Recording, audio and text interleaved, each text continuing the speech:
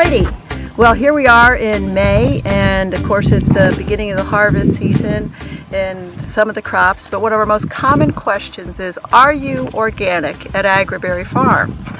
And I love getting this question because it's such an education opportunity.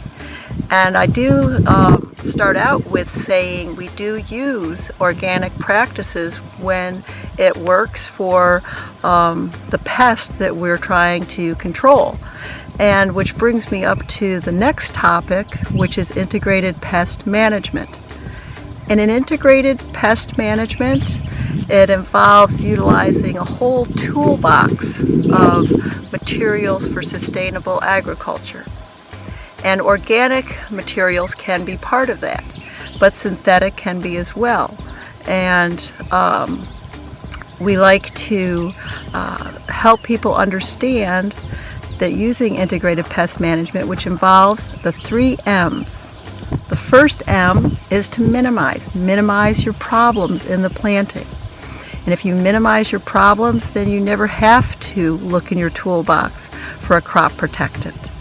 And minimizing starts with what varieties we plant. We plant disease-resistant varieties. We make choices as to tissue culture plant material.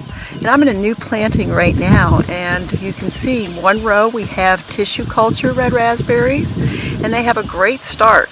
Let's take a look over here. Down this row you can see they were planted about 2 weeks ago, and they're already growing very well.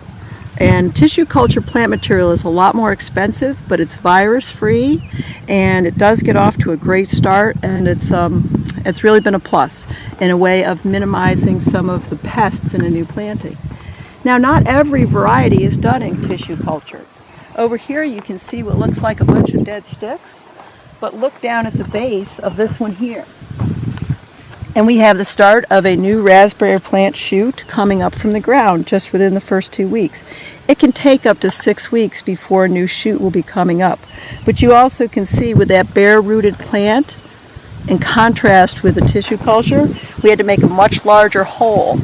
And that's going to allow a lot more weeds to come in.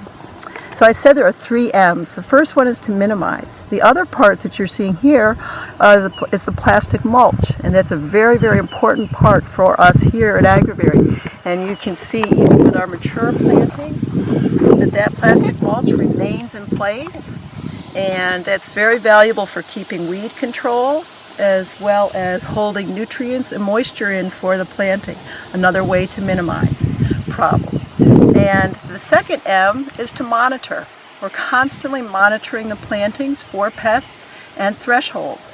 We can tolerate a lot of pest intrusion or damage and not have to put any type of sprays or crop protectants on. But if we do get to the point where the threshold has been crossed, and for sustainability purposes, we will look at our toolbox to see if we have organic choices or we have synthetic choices.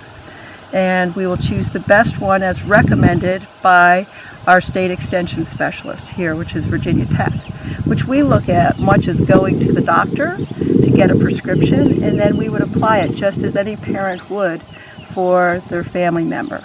And that would be what we would do with our plant material. So that's how integrated pest management works. It starts with minimizing for your problems, monitoring for your thresholds, and then managing for the least impact, most sustainable choices. Thank you.